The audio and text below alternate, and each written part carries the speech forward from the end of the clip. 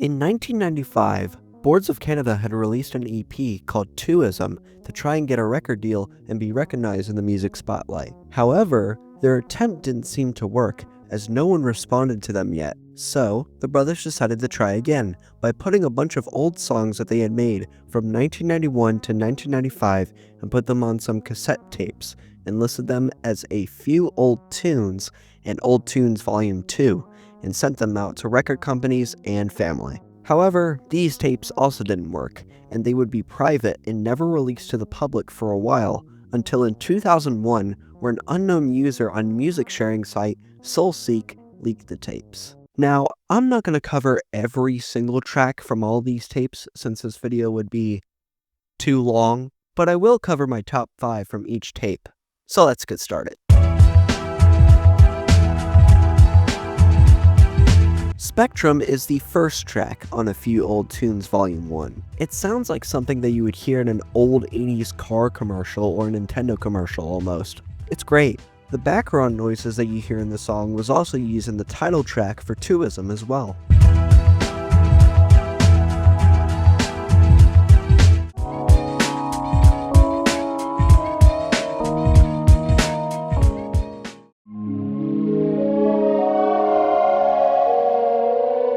Carcan is one of the more calming tracks in A Few Old Tunes Volume 1, but the meaning behind this isn't very calming. You see, carcan, aka pillory, is a form of public humiliation where a criminal is tied to a pole and gets abused, in which everyone in the city watches.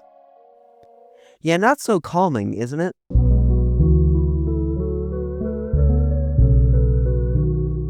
I Will Get It Tattooed is such a cool and calming track that is obviously one of my favorites off this tape, but sadly, we have no info on this track, so let's move on.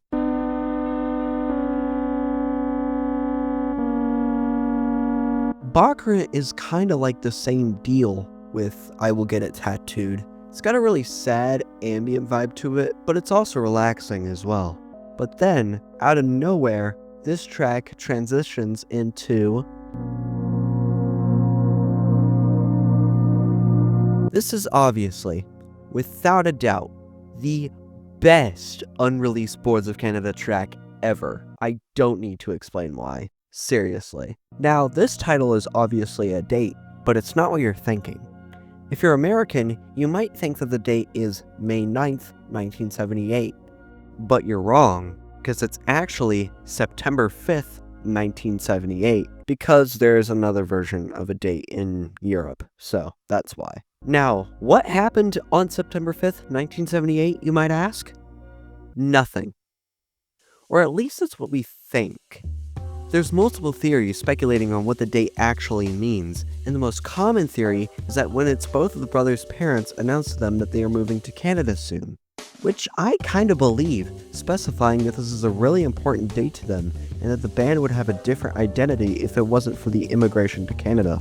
Or it could have been just a random date that they picked. We may never know. By the way, 5978 was actually featured as background music for one of the weirdest car commercials I have ever seen. More than 30% of you will fall asleep at the wheel.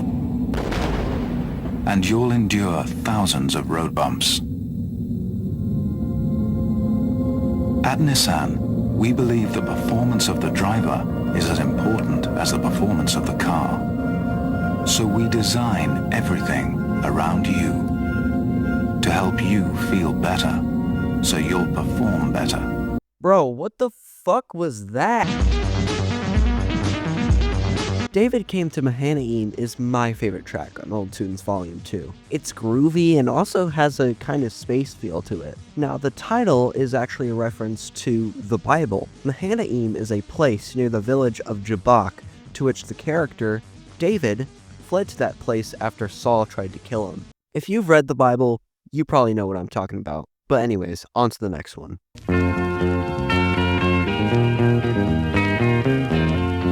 Sir Prancelot Brainfire kind of reminds me of old Hawaiian music that would play in the background of a SpongeBob episode. It's really great. However, this song is actually a remix of a song from a BBC cartoon soundtrack called The Adventures of Sir Prancelot. Now, a minute in, you can actually hear a familiar sample that was used in the song. That tiny room at the beach was absolutely the perfect place for my first time. When we came together, I could feel the hairs growing on my chest. I saw my future. I saw my past. Yeah, that's the exact same sample that was used in 69er. Northern Plastics has just such a peaceful vibe, and I love it. That's all I really gotta say. And the only info I found was that Northern Plastics is a company in Michigan that specializes in plastic thermoforming. Cool, I guess?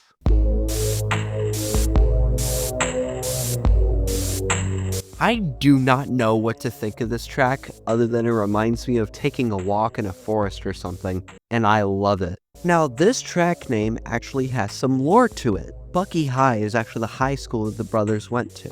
But you want to know something crazier? There's a cafe near this high school that's called the Sandersons.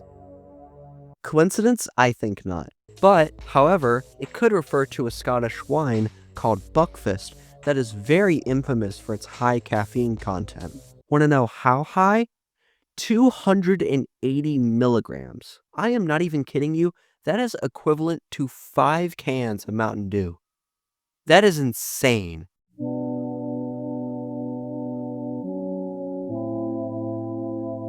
Powerline Misfortune is a really good closer on Old Tunes Volume 2. It has a similar vibe to boqurant and I Will Get It Tattooed from the first tape. But again, sadly, we have no info on this track. Damn, what a boring way to end off this. Then, one day, in 1996, Sean Booth from famed electronic group Autechre is sitting in his office at Skam Records when he gets a knock on the door.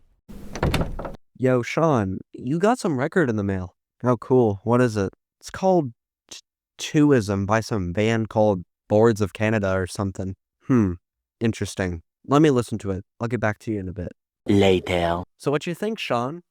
Get me on the phone with them now. Yeah, it's no surprise to say that Sean Booth absolutely loved this record. Mostly, he loved their ambient sound that some of the tracks had, like 69er and the title track. He got them in contact a day after he heard the record, and he signed them to Skam Records. This signing would absolutely change the duo from that point on. They felt like they were now in the music spotlight and can show their music to the rest of the world. By the way, the duo and Sean actually had a great relationship towards each other. Sometimes, the duo would also show other songs that they made to him. They showed him the old tunes tapes and another tape that we actually haven't heard about. It was a mixtape called Bach Maxima. Now, again, I'm not going to dive into all these tracks on this tape because they are either in future releases, will be talked about later in this video, or will make this video too long. But we can talk about the 4 tracks that are exclusive to this tape. Starting off with... This is a map of the plan of William T. Love. Even though Niagara is a short interlude, it has a lot of info to it. For starters, obviously the title relates to Niagara Falls, but the main lyric / sample is from a documentary called The Falls. This is a map of the plan of William T. Love for a model industrial city. His plan was to dig a canal from the Niagara River to the Niagara Escarpment. Okay, we are located in the upper Niagara River Gorge. Above the gorge itself is a residential community, a university. You see, the dialogue mentioned a man named William T. Love, who was a railroad entrepreneur and purchased land along the Niagara River to build a canal. However, this canal was never finished, and the site became a major environmental calamity. The background music in this track is sampled from Summer of '72. Okay, how much did they love this movie? Why do they even have it? Well, I guess it worked due to some of the great tracks that they got out of it. By the way, I can't show the sample for obvious reasons. But anyways, moving on from that. After the dialogue, you can hear 2 metallic high notes being repeated throughout the rest of the track. This is a sample from an old Sesame Street vignette where a child tries to spell out, I love you.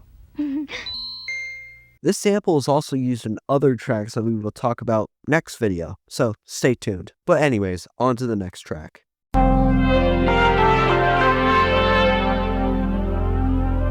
The name Red Moss could refer to many different things. First off, it could be referring to the name of a conservation site in Scotland called Red Moss, obviously, which is 3 areas of active raised bog together with associated lagfin communities. I don't know what I just said, but cool. Secondly, it could be a reference to a tale from the Wonder Tales from Scottish Myth and Legend book, in which red moss is used in one of the tales as a healing item. Or it could be referring to a truck stop.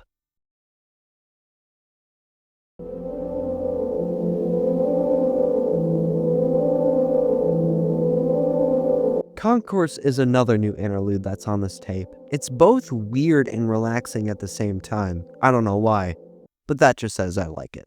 At the end, there's a bunch of samples that come from a PBS show called Bob Vila's Home Again, and you can clearly hear the cuts at each sample. Well, it's another one of these.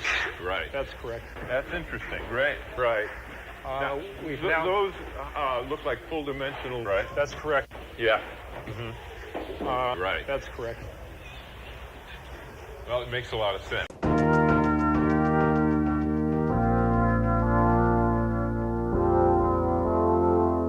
Whitewater is obviously my favorite out of these 4, and most people's favorites for good reason.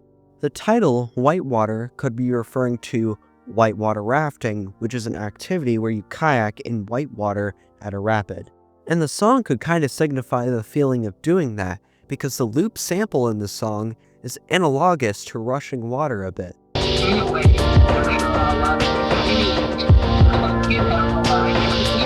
There's also a drum pattern that's used throughout the track that mostly resembles a beating heart.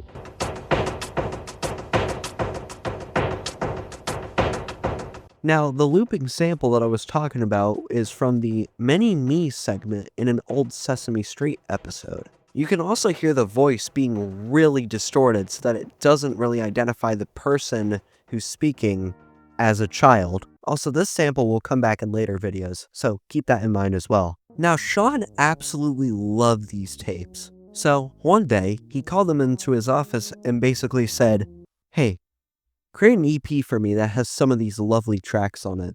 Maybe some new ones as well." Okay. And so, they did. In December 1996, the High Scores EP would be released on the Skam Records label, which would be their first major release. Let's dive in. The cover art of this EP has many different versions, but I will choose this one since it's the one that I know the most. And just like Close's Volume 1, this cover scares the shit out of me. Apparently, this is a photo of a still shot from a home video in which these people are wearing the creepiest fucking masks I have ever seen. This photo was also used on the Old Tunes Volume 1 cover, which creeps me out even more. It kind of looks like an uncanny police drawing of some sort. Before we get into the music, I will be skipping 2 tracks on here, which is Turquoise Hexagon Sun and See You Later. See You Later has already been talked about in my previous video, and if you haven't seen it already, go watch it, and Turquoise Hexagon Sun will be talked about next video, so stay tuned. But for now, let's dive into the actual EP itself. Starting off with... The EP starts off with the title track, which is probably my least favorite track on here. It's not bad by any means, it's good, but it's the one that I mostly come back to the least. And sadly, there's no info on this track, so let's move on. Damn, what a lame way to start this.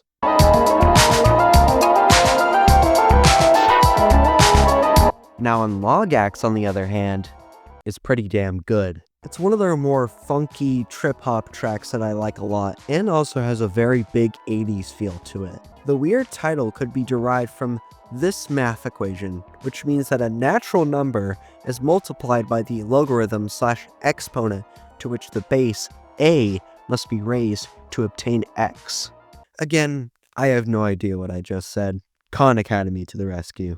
Now, even though they've only given 88 interviews in their entire career, yes, I counted all of them, don't make fun of me, they actually talked about this track in Force Field magazine in 1998.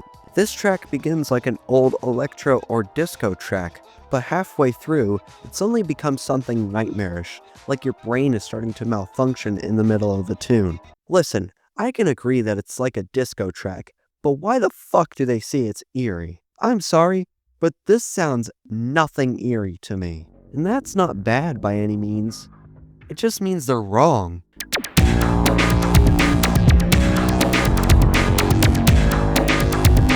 June 9th is probably one of my favorite Boards of Canada tracks ever. The bass is sick, the drums are sick, and that one little vocoder synth.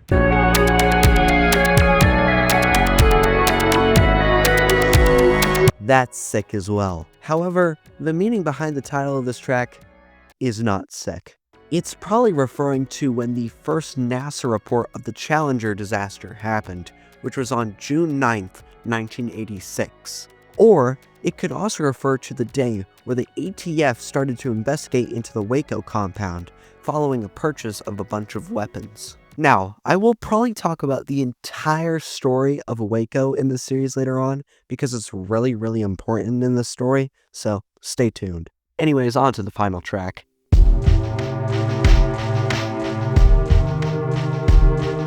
The EP ends with one of Boards of Canada's most famous tracks, Everything You Do Is a Balloon.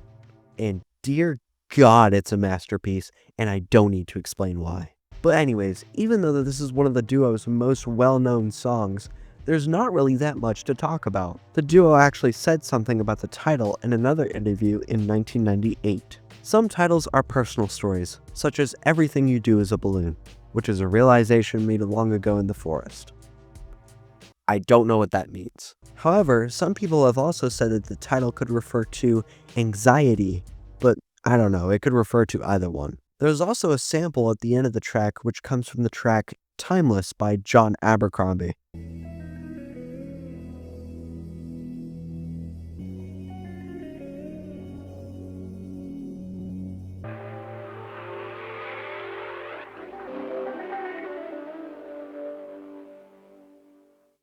By the way, I want to talk about the fan-made music video for this song by user NoName5. It's also the most popular Boards of Canada fan-made music video, having 10 million views.